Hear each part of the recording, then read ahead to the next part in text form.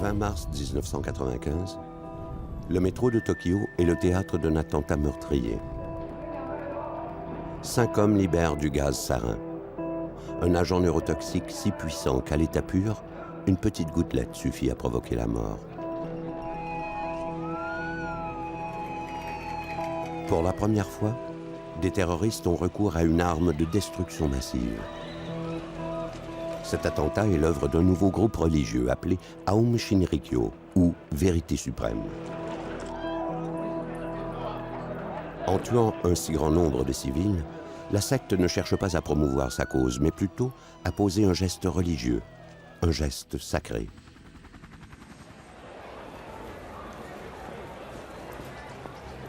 Ce film retrace minute par minute le déroulement des événements entre 7h46 et 8h46, alors que 5 hommes libèrent un gaz toxique dans le métro de Tokyo. Il explore les étranges motivations à l'origine de ce geste funeste, ayant fait un grand nombre de blessés et de morts. Il dévoile un plan terroriste et aveugle, élaboré avec le plus grand soin.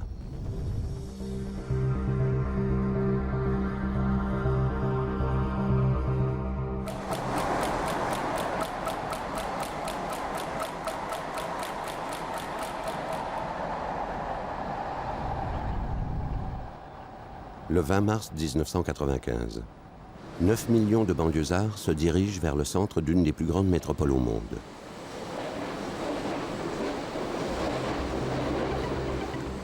Parmi tous ces visages anonymes se trouvent 5 hommes, portant chacun un parapluie muni d'une pointe acérée. Ils transportent dans leur sac des paquets de sarin liquide, discrètement enveloppés dans du papier journal. Chacun d'eux a dans sa poche une seringue hypodermique contenant 2 millilitres de sulfate d'atropine, un antidote contre cet agent neurotoxique.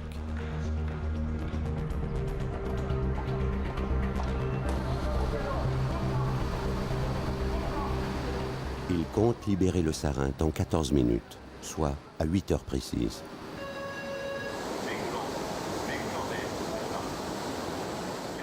Fait étonnant, ces 5 hommes possèdent tous un niveau d'instruction élevé. Masato Yokoyama est à bord du 5e wagon du train B801 en direction du centre de Tokyo.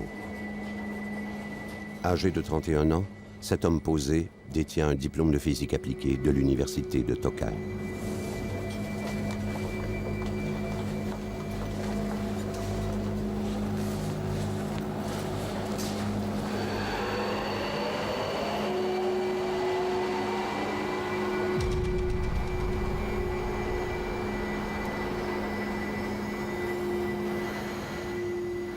Yasuo Hayashi, 37 ans, transporte 3 paquets de sarin, alors que tous les autres n'en ont que 2.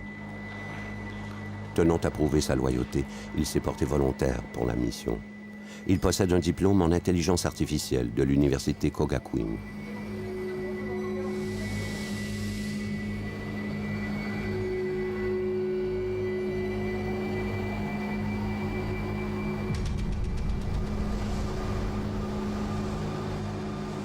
Kenichi Hirose attend nerveusement son train. À 30 ans, il est un membre important de l'escouade chimique de la secte. Hirose détient un diplôme de 2e cycle en physique de la prestigieuse université Waseda.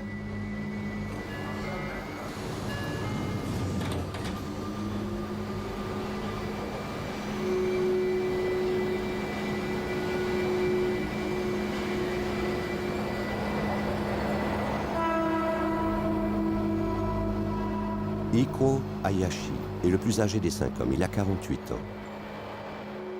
Il porte un masque, ce qui se fait couramment dans le métro de Tokyo. Il est ainsi plus difficile à identifier.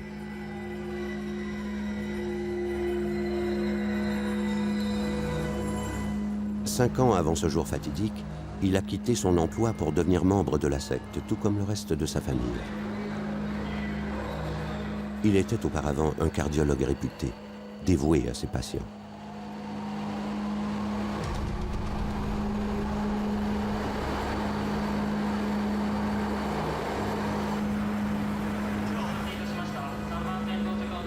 Le 5e complice est Toru Toyoda. Il ne reste plus que 10 minutes avant l'arrivée de son train. Toyoda a participé à la production clandestine du sarin transporté par les membres du commando. Ce jeune homme de 27 ans au tempérament fougueux possède une maîtrise en physique appliquée.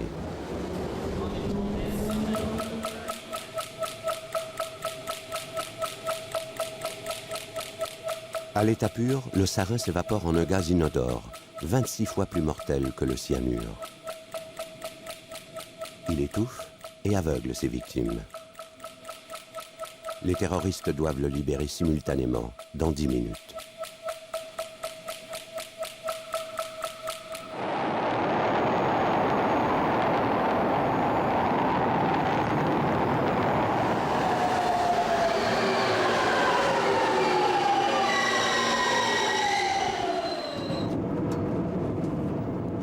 En ce lundi matin, les passagers se remémorent les joies du week-end qui vient de se terminer. Personne ne se doute de ce qui est sur le point de se produire. J'étais de bonne humeur car le lendemain, c'était jour férié. J'étais censé aller me recueillir sur la tombe de mon père en compagnie de ma belle-sœur. Je comptais donc l'appeler dès mon arrivée au bureau pour planifier notre rencontre. À l'époque, j'étais bijoutière. J'avais 28 ans, j'étais heureuse et en santé. Je travaillais le jour et sortais prendre un verre avec mes amis le soir. C'était la belle époque.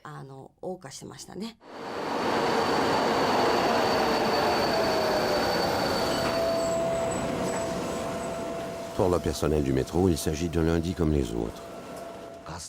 Nous n'avions jamais imaginé que le métro serait le théâtre d'un attentat terroriste. Je n'avais même jamais utilisé le mot terroriste auparavant.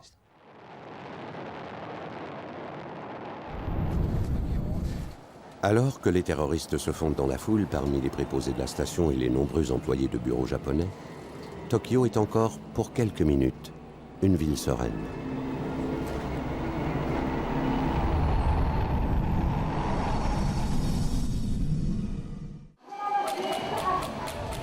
L'agent chimique sarin n'avait été utilisé qu'une seule fois auparavant en tant qu'arme, et ce par Saddam Hussein, qui avait gazé des milliers de Kurdes. Aujourd'hui, des terroristes s'apprêtent à en libérer dans les profondeurs du métro de Tokyo. Kenichi Hirose avouera plus tard avoir été frappé par les conséquences tragiques qu'implique le geste qu'il s'apprête à poser.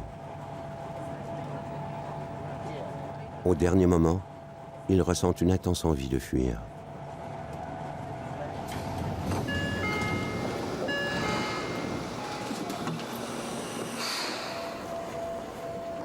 J'enviais tous ces gens qui pouvaient simplement se lever et partir. Mais je me suis dit que notre salut en dépendait. Les préceptes nous enseignent que les émotions découlent d'une conception erronée des choses. Il faut savoir maîtriser ses émotions.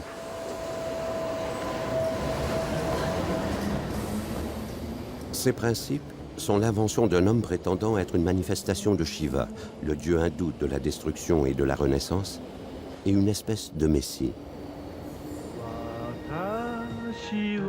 Il s'agit du charismatique Chizuo Matsumoto, à moitié aveugle, gourou et fondateur de la secte Aum.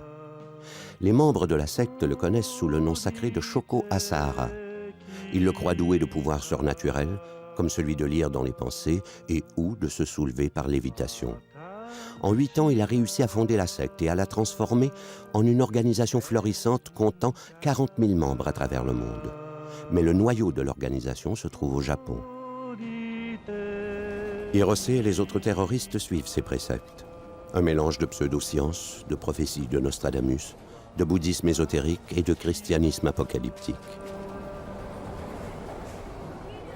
La doctrine Aum affirme à ceux qui se convertissent qu'ils s'élèveront au-dessus de la race humaine.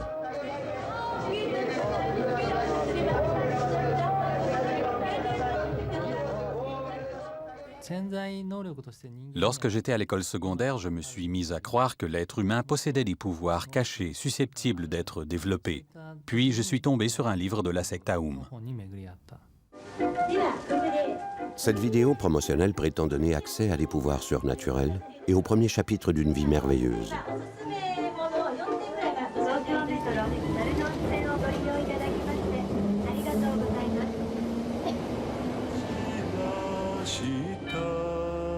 Selon Asahara, la seule façon pour ses disciples d'être libres est de lui confier leurs richesses et de rejeter ce monde vicié par le matérialisme.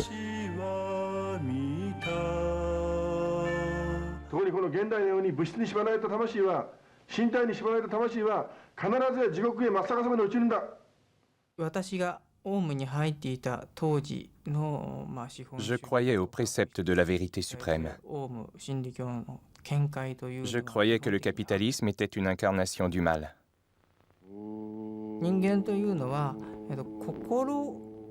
Le plus important chez l'être humain, c'est son âme. Et s'il ne pense qu'au bien matériel, son âme se flétrit. L'organisation Aum croit que la cause de ce déclin est l'Amérique et sa façon de réduire la planète à l'esclavage. Même le gouvernement et l'empereur japonais n'y échappent pas.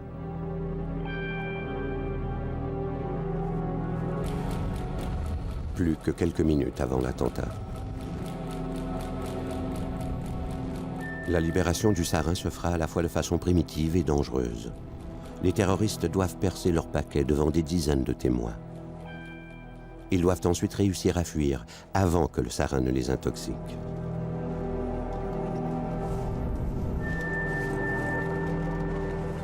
Yasuo Hayashi, tout comme les autres terroristes, a renoncé à sa vie antérieure afin de devenir un prêtre de la secte Aum.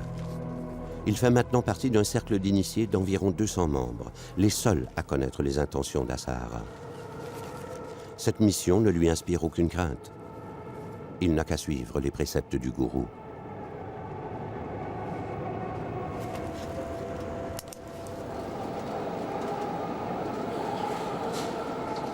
Masato Yokoyama est aussi dévoué que Yasuo Hayashi.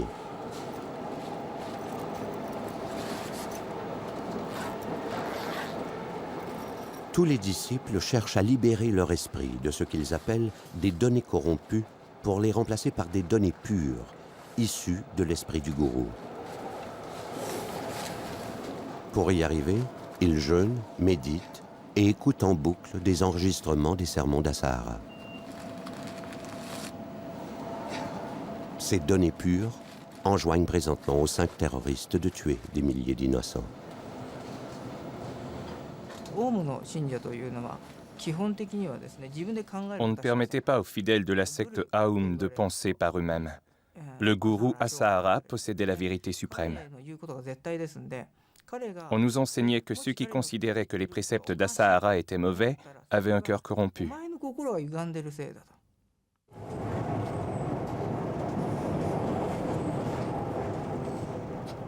En tant que ministre de la guérison, le docteur Hayashi joue un rôle de premier plan dans la purification du cœur des initiés.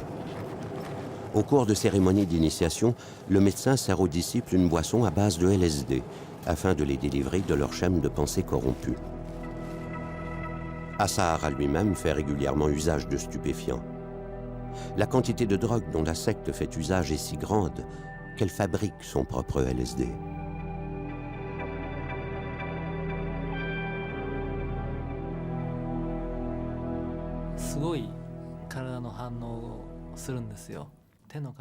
L'effet de cette boisson était incroyable.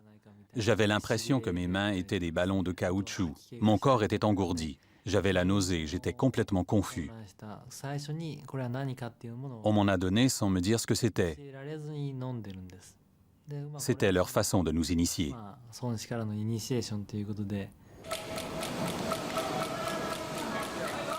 Toru Toyoda monte dans le train qui lui a été assigné. Il est le dernier des 5 protagonistes à embarquer. Il est parfaitement calme.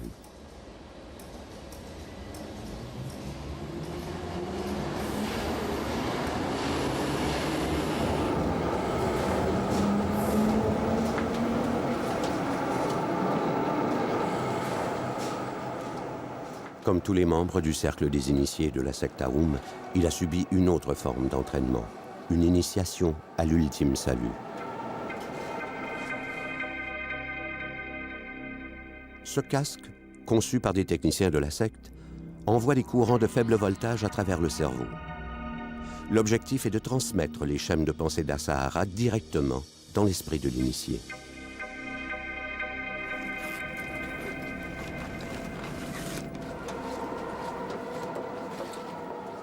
Il n'a aucun scrupule à exécuter les ordres d'Asahara.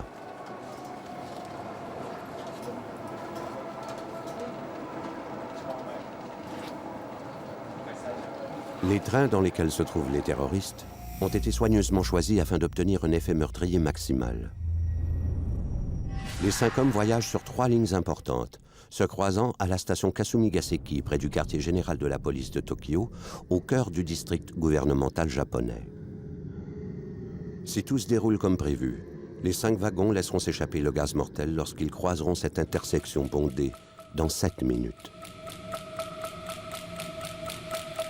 8 heures, l'heure de passer à l'attaque.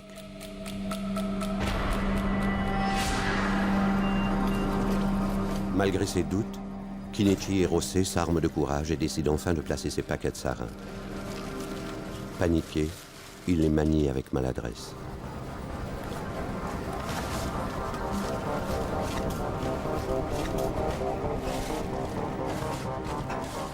Personne ne réagit. Il réussit à percer les 2 sacs.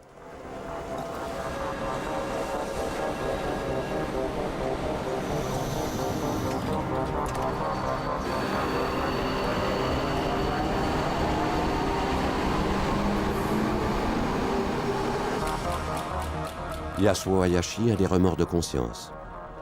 Comme il le dira par la suite. Je ne voulais pas le faire, mais je n'avais pas le choix. Il le fallait.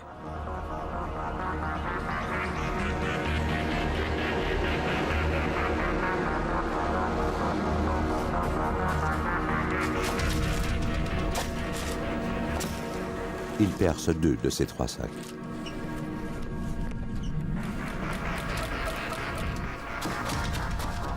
Toru Toyoda perce avec succès ses 2 sacs de sarin.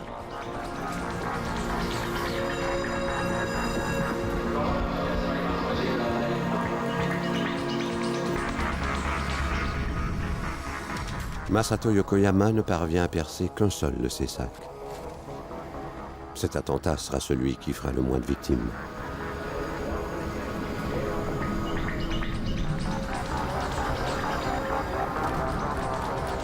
Le docteur Hayashi est le dernier à passer à l'acte. Mais comme il le dira plus tard aux enquêteurs, il hésite.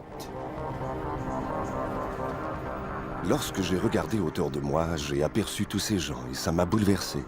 Je suis médecin. Toute ma vie, mon travail a consisté à sauver des vies. Je me suis dit, si je perce ce sac, plusieurs personnes mourront. Si je libère le sarin, cette femme qui se trouve devant moi mourra à coup sûr. J'ai pensé à plusieurs reprises à tout arrêter, mais je ne pouvais pas transgresser les ordres. Je me suis dit qu'il fallait suivre la philosophie du Mahamudra, du maître de la vérité suprême. Il ne percera qu'un sac avant de quitter le wagon.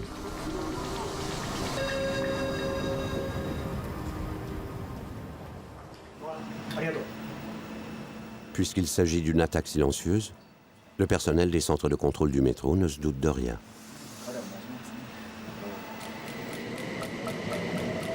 Les effets du sarin ne se feront sentir qu'après plusieurs minutes. Les 5 trains continuent leur périple en direction du district de Kasumigaseki et du quartier général de la police de Tokyo. Le Japon est l'un des pays les plus respectueux des lois au monde. L'idée que des citoyens japonais puissent commettre un crime d'une telle ampleur à l'encontre de civils y est impensable.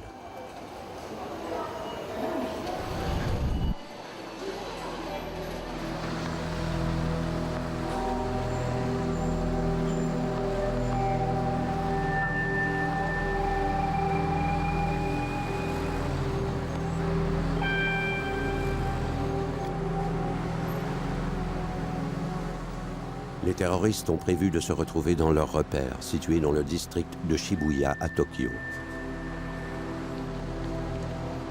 Ils retourneront ensuite auprès d'Asahara, au quartier général de la secte.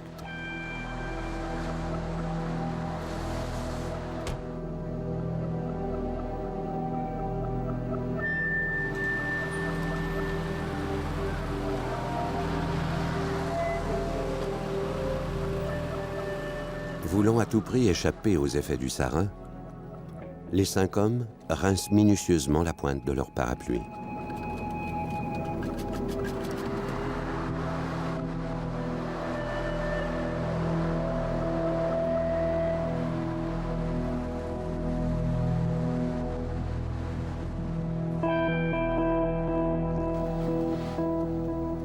Les difficultés d'élocution de Kenichi Hirose signifient qu'il a été intoxiqué. Il en ressent déjà les premiers symptômes. Il se précipite donc sur sa seringue d'antidote.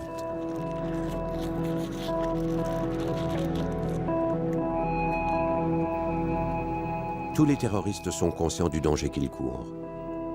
Mais le cercle des initiés, tout comme le gourou, considère qu'il est nécessaire de prendre un tel risque. Au-delà des discours pseudo-religieux à l'encontre d'un monde corrompu, une raison beaucoup plus terre-à-terre justifie cette attaque.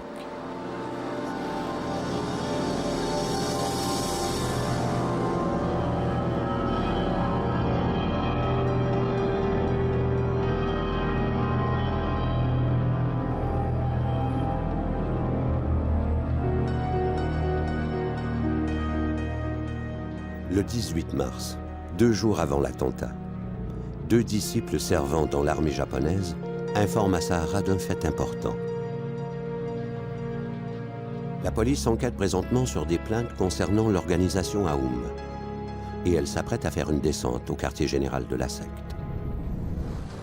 L'attentat de ce matin a pour objectif de détourner l'attention de la police. Asahara n'a nullement l'intention de revendiquer l'attentat. Il espère plutôt que la police ciblera d'autres suspects et que l'attentat sera si dévastateur que les forces policières seront débordées des mois à venir.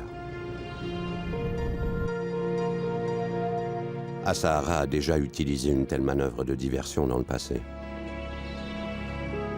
1 an plus tôt, il réussit une attaque semblable à Matsumoto. Il utilise alors du sarin pour la première fois. Un propriétaire local le poursuit alors en justice. Craignant perdre sa cause, Asahara décide de s'en prendre au juge du procès. Durant la nuit, des terroristes de la secte Aoum au volant de camion sillonnent les rues du quartier où habitent les juges et y pulvérisent du gaz sarin. 7 personnes meurent et 144 sont hospitalisées. Malades, les juges ne peuvent se présenter au tribunal pour rendre leur verdict. La tactique d'Asahara porte fruit. L'enquête policière se tourne dans une autre direction. Rien ne laissait penser que la secte Aoum avait quoi que ce soit à voir avec cet incident. À l'époque, notre suspect principal était la Corée du Nord.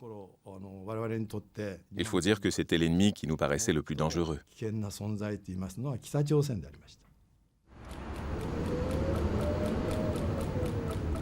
Les terroristes prennent la fuite en voiture sans se faire repérer. Asahara a tout misé sur ces 5 hommes, y compris l'avenir de la secte. Mais les sacs de sarin ayant été percés à l'aveuglette, l'impact varie considérablement d'un wagon à l'autre. Masato Yokoyama n'a percé qu'un seul de ces sacs, ne laissant qu'un très petit trou.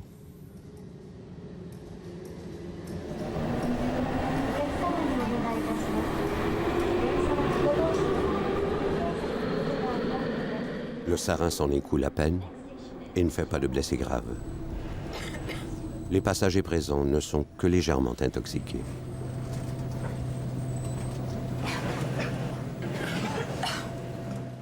Par contre, le sarin de Toru Toyoda s'évapore rapidement. À la station Roppongi, quelques arrêts après que Toyoda ait libéré le sarin, les passagers ressentent les premiers symptômes.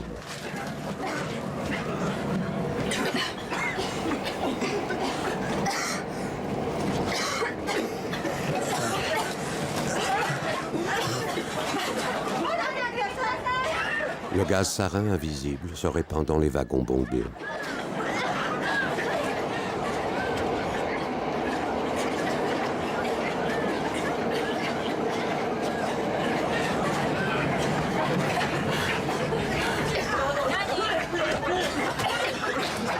En temps normal, le sarin est inodore Mais les chimistes de la secte Aoum ne l'ont pas suffisamment purifié et certains passagers décèlent une odeur de moutarde, d'autres une odeur de caoutchouc brûlé.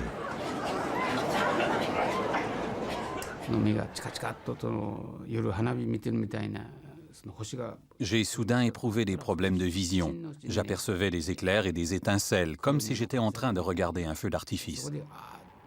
Puis j'ai complètement perdu la vue. J'avais l'impression d'avoir un drap noir sur la tête. Je me suis alors dit, ça y est, je vais mourir.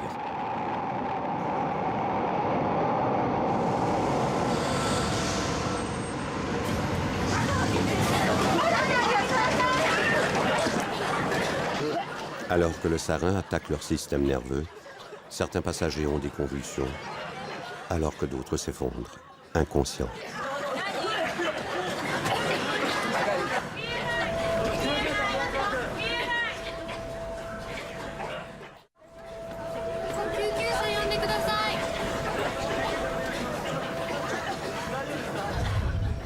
« 13 minutes après l'attentat, le sarin continue de se répandre dans le métro de Tokyo. 40 à 50 passagers sont déjà intoxiqués à divers degrés. La situation s'aggrave de minute en minute alors que le gaz toxique se répand sur le quai. Personne ne comprend ce qui lui arrive.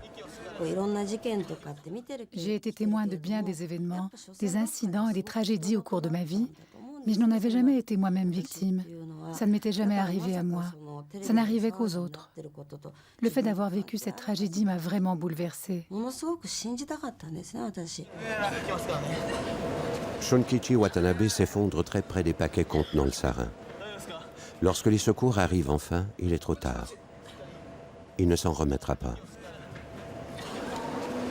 Plusieurs passagers se dirigent vers la surface à la recherche d'air frais. Mais le sarin s'étant déjà infiltré dans leur sang, il continue ses ravages. Le sarin utilisé lors de cet attentat ne constitue qu'une infime partie de l'immense arsenal développé par Asahara. Par l'entremise d'Aoum, Asahara a accès à un actif d'1 milliard de dollars provenant de dons et d'activités légales et illégales. Il a dépensé des dizaines de millions pour des programmes d'armement.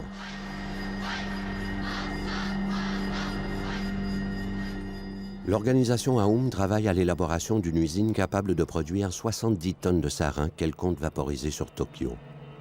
Une telle quantité serait suffisante pour anéantir la ville.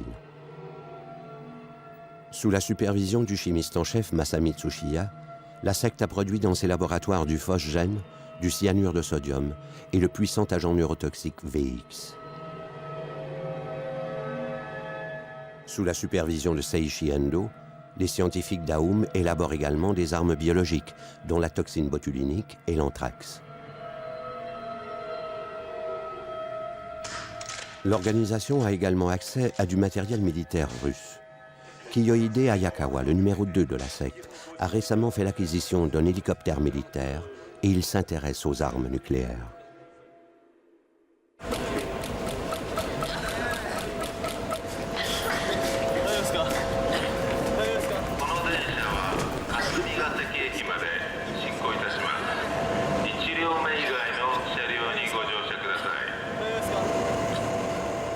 Le train emprunté par Toru Toyoda a maintenant pris 7 minutes de retard.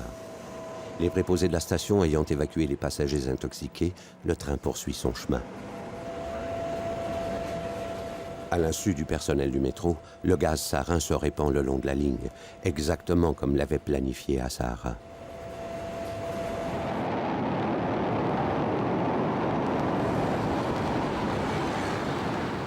Dans l'esprit des 5 membres de la secte, les personnes qu'ils tuent ne sont pas d'innocentes victimes. Elles sont dépravées et corrompues. Même si la raison première de leur action est de détourner l'attention de la police, ils peuvent se conforter en se disant qu'ils ont posé un geste sacré, qui s'inscrit dans une croisade contre un monde corrompu. D'autres attentats semblables ont eu lieu dans le passé. 2 ans auparavant, l'organisation Aoum avait tenté d'assassiner la famille royale qu'elle considère corrompue. Installée à l'arrière d'une camionnette, Asahara pulvérise de la toxine botulinique autour du palais impérial de Tokyo. L'arrogance présomptueuse d'Asahara est sans borne. Et ses prétentions ne s'arrêtent pas là. 第三次世界大戦がある場合、予言された私がキリストであるとするならば、逆にこの第三次世界大戦は私にとって、それからオウム真理教にとって飛躍の、つまりジャンプ台と何に違いない。Asahara croit que si l'on attribue l'attentat du métro aux Américains, il est possible qu'une guerre mondiale éclate et qu'ainsi s'accomplisse une prophétie divine. L'apocalypse approche, et seuls les fidèles d'Aoum échapperont au désastre imminent.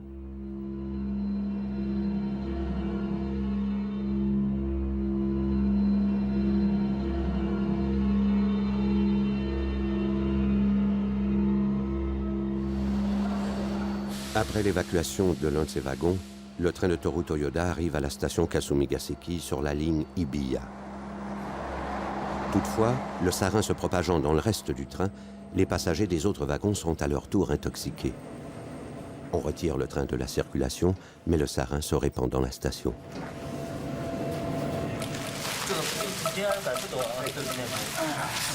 Sur le quai de la ligne Chiyoda, à la station Kasumigaseki, le sous-chef de gare Kazumasa Takahashi tente de nettoyer le dégât laissé par un paquet retiré du train.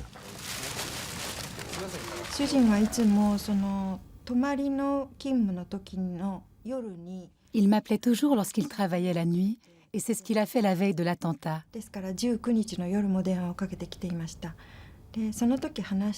Il voulait discuter du voyage que nous comptions faire pour souligner notre anniversaire de mariage. Il s'agit du paquet de sarin laissé par le docteur Hayashi. Son train s'est arrêté à la station 10 minutes plus tôt et est reparti après l'évacuation de nombreux passagers incommodés.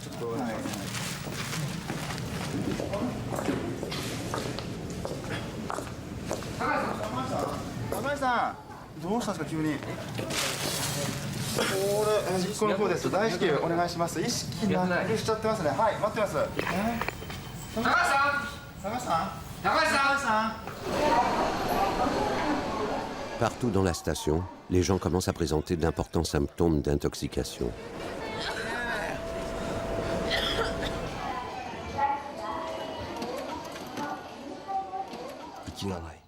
Certaines personnes se sont écroulées. Puis on m'a avisé que certaines étaient décédées. La situation s'aggravait de minute en minute.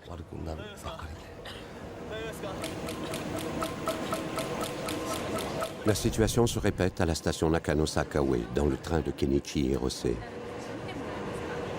Le sarin y fait son œuvre depuis maintenant 26 minutes. Les autorités sont enfin informées de la situation. Les responsables du métro interviennent.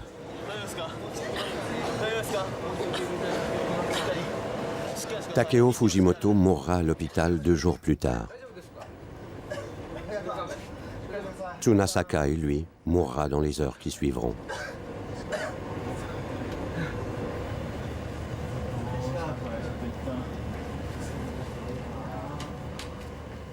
Le sous-chef de gare, Sumio Nishimura, transporte les paquets suspects dans un bureau situé à l'arrière.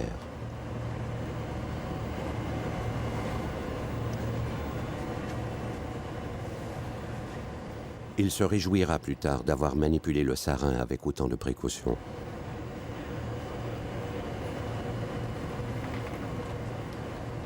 Il sera malade, mais il peut se compter chanceux d'être encore en vie aujourd'hui. On permet au train, toujours contaminé par le sarin, de poursuivre sa route.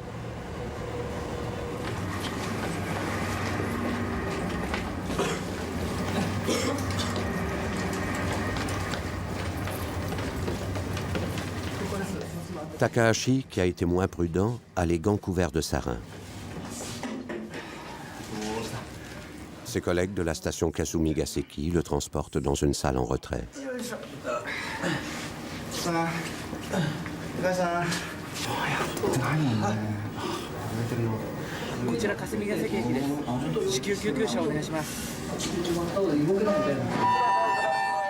Mais aucune ambulance n'est disponible. Les appels en provenance de différentes stations de métro sont si nombreux que les services d'urgence ne suffisent plus à la tâche. Les préposés de la station attendent l'arrivée des secours. Le sac contenant le sarin continue de fuir.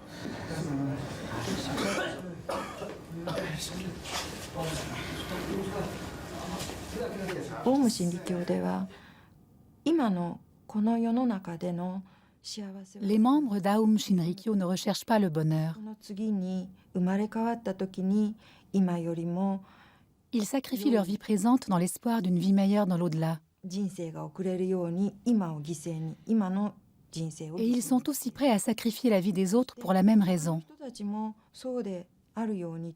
Ils sont simplement égoïstes.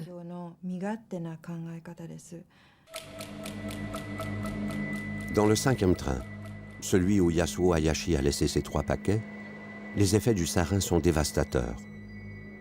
Il a réussi à perforer ses sacs plus de fois que les autres terroristes. À la station Tsukiji, un passager actionne le levier d'arrêt d'urgence. 8 passagers ont déjà perdu connaissance et plusieurs autres sont très mal en point. Croyant à une fuite de gaz, les autorités arrêtent le train et évacuent la station.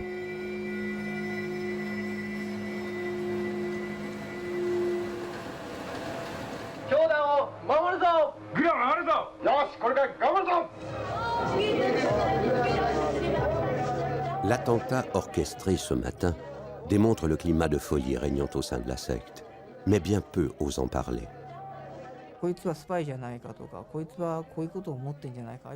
Lorsque Asahara doutait de la fidélité d'un des membres, ou lorsqu'il croyait avoir affaire à un espion, il le pondait par les pieds. Lorsqu'un des disciples le prenait à rebrousse-poil, Asahara pouvait le placer en isolement pendant 1 mois. Les châtiments étaient si nombreux qu'il m'est impossible de les décrire tous. En tant que ministre de la guérison, la tâche du docteur Hayashi consiste, entre autres, à guérir les déviants. Il doit les ramener sur le droit chemin.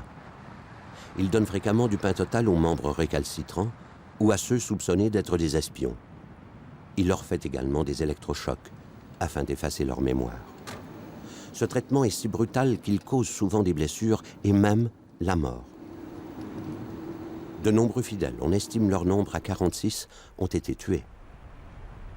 Et cette violence ne se limite pas aux membres de la secte.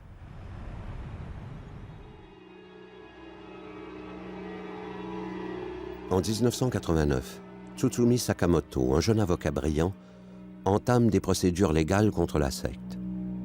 Il représente 23 familles désirant entrer en contact avec leurs proches, membres de la secte.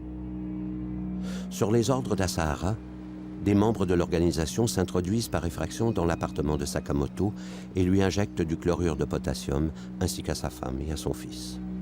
Puis, ils se débarrassent des corps.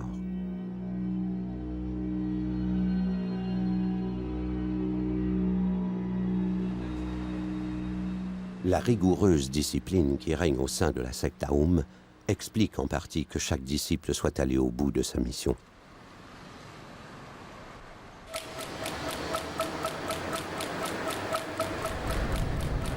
La première équipe, composée de Yasuo Hayashi et de son chauffeur, arrive au repère. Fiers d'avoir exécuté leur mission sans se faire repérer, ils attendent l'arrivée des autres équipes.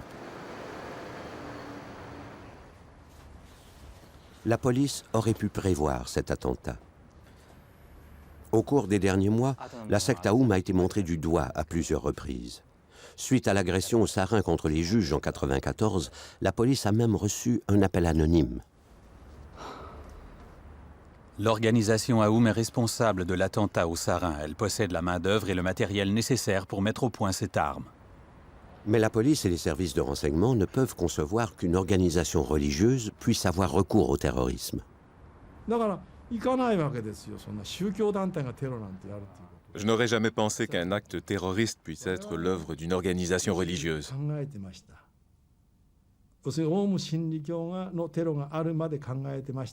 À l'époque, au Japon, on pensait que le terrorisme se limitait au terrorisme révolutionnaire ou au terrorisme idéologique, du genre de la faction marxiste révolutionnaire ou du groupe Kakui de Kyoto.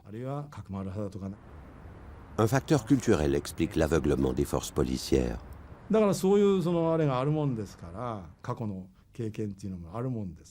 Suite aux expériences vécues au cours de la Seconde Guerre mondiale, les autorités policières et les services de renseignement hésitaient à surveiller les organisations religieuses ou à enquêter à leur sujet. On peut dire sans exagérer que les organisations religieuses étaient devenues intouchables.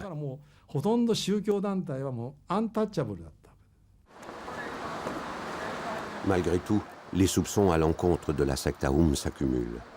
Et puisque la police compte effectuer une descente au quartier général d'Aoum dans 2 jours, elle devient la cible principale de la secte. Le poste de police central est voisin de la station Kasumigaseki, où le sarin continue de se répandre.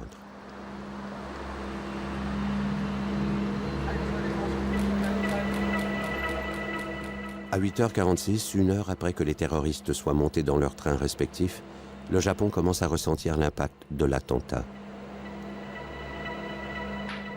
Il faudra patienter encore 2 heures, soit jusqu'à 10h30, avant qu'un médecin militaire ne diagnostique une intoxication au sarin. À 13h30, des experts militaires vêtus de tenues de guerre chimiques et une centaine d'hommes sont dépêchés sur les lieux. Tous les hôpitaux de Tokyo sont alors envahis de milliers de personnes malades, certaines à l'article de la mort.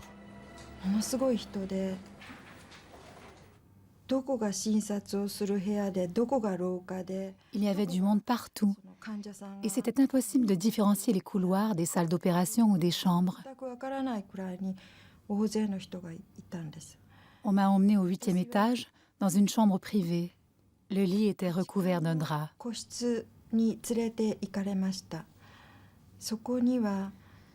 J'ai soulevé le drap et j'ai vu mon mari qui était étendu là. J'ai toujours pensé que travailler dans le métro ne présentait aucun risque.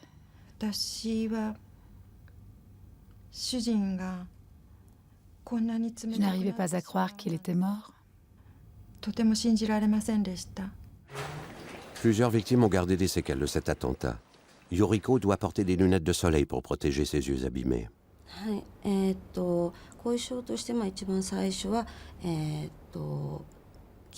Les séquelles. Au début, j'ai souffert d'asthme. Mais j'ai aussi souffert mentalement et sur le plan émotionnel. J'ai été atteinte du syndrome de stress post-traumatique. Je ne pensais pas vivre ça un jour. Je souffre depuis 10 ans maintenant. Ce n'était pas ainsi que j'imaginais ma vie.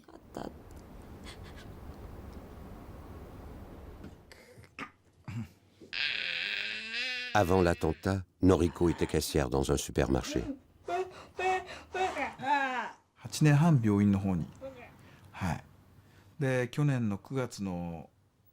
Au total, elle a passé environ 8 ans et demi à l'hôpital. Elle est sortie en septembre dernier et depuis, elle vit avec nous. L'inhalation du sarin a eu pour effet de priver son cerveau d'oxygène. Aujourd'hui, elle ne peut plus marcher et elle doit se déplacer en fauteuil roulant. Elle ne peut plus parler non plus et elle a perdu la mémoire. Bien que plusieurs milliers de personnes souffrent d'un traumatisme et de séquelles temporaires, il est surprenant de voir qu'on ne dénombre que 12 morts et 1300 blessés. La raison en est fort simple. Les chimistes d'Aoum n'ont pas adéquatement purifié le sarin. Si tel avait été le cas, les morts se seraient comptés par milliers. Alors qu'Asahara espère que son crime restera impuni, les jours de la secte Aoum sont comptés. Ce matin-là, j'ai appris ce qui se passait en écoutant la radio. J'ai immédiatement pensé que la secte Aoum était impliquée dans cet attentat. La police procédera bientôt à la plus grande opération en temps de paix dans l'histoire du Japon.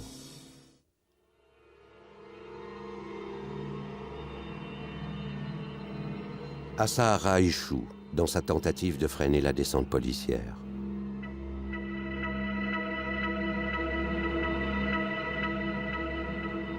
Deux jours après l'attentat, une force policière exceptionnelle constituée de 2500 agents effectue des descentes dans 25 installations de la secte à travers le Japon. On procède à des arrestations. On saisit des produits chimiques, de l'équipement de laboratoire et des boîtes remplies de documents. On met à jour les installations techniques de la secte. On découvre un hélicoptère russe disposant d'un système capable de disperser du gaz au-dessus de Tokyo. Dans les mois suivants, la pression s'intensifie alors que la police procède à plus de 500 descentes.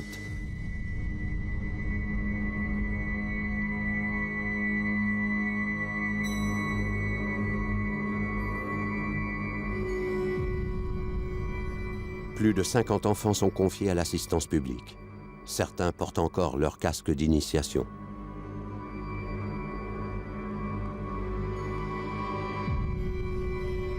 On met sur pied d'immenses chasses à l'homme afin de retrouver certains fugitifs. Mais la secte Aoum n'a pas encore dit son dernier mot. Le 30 mars, le chef de police responsable de l'enquête est atteint de 4 projectiles alors qu'il quitte son domicile pour se rendre au travail.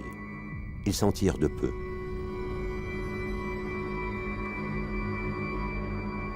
Le 16 mai, on procède enfin à l'arrestation d'Asahara.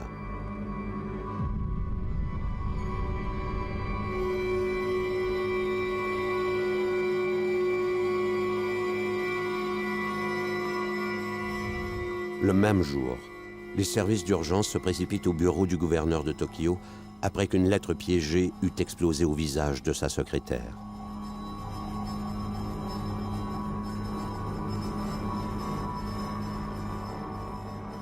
Entre les mois de mai et juillet, la secte Aoum tente en vain de commettre 4 autres attentats contre le métro de Tokyo.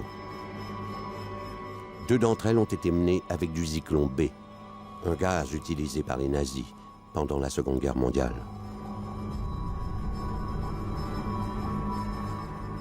On dénombre jusqu'à maintenant 400 arrestations. 192 membres sont inculpés de crimes sérieux. 41 d'entre eux sont accusés de meurtre. La secte Aoum est enfin neutralisée. Après un procès fleuve de 8 ans, on condamne Asahara à la peine de mort, tout comme 4 des 5 terroristes. Seul le docteur Ikuo Hayashi a échappé à cette condamnation. Sa coopération a permis plusieurs arrestations ainsi que la condamnation d'Asahara. On condamne Hayashi à l'emprisonnement à perpétuité. À ce jour, aucun d'entre eux n'a encore été exécuté. Aujourd'hui, les membres d'Aoum vivent dans un petit complexe d'habitation en banlieue de Tokyo. L'organisation a changé son nom pour celui d'Aleph et s'est excusée pour les gestes posés. Mais d'anciens membres de la secte croient que l'emprise d'Asahara est toujours aussi grande.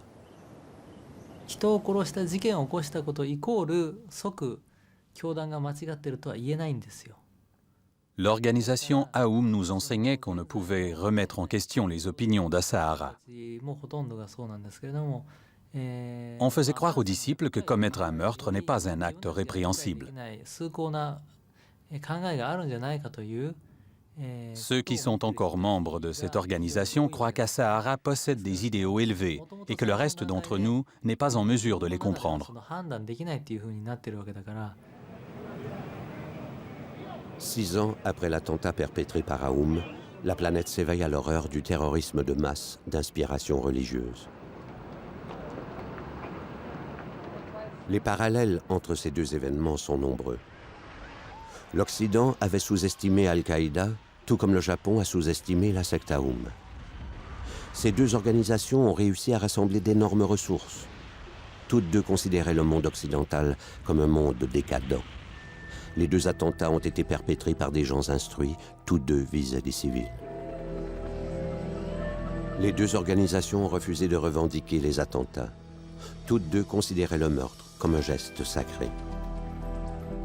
Pour le Japon, cet attentat annonçait une ère nouvelle, celle du terrorisme de masse.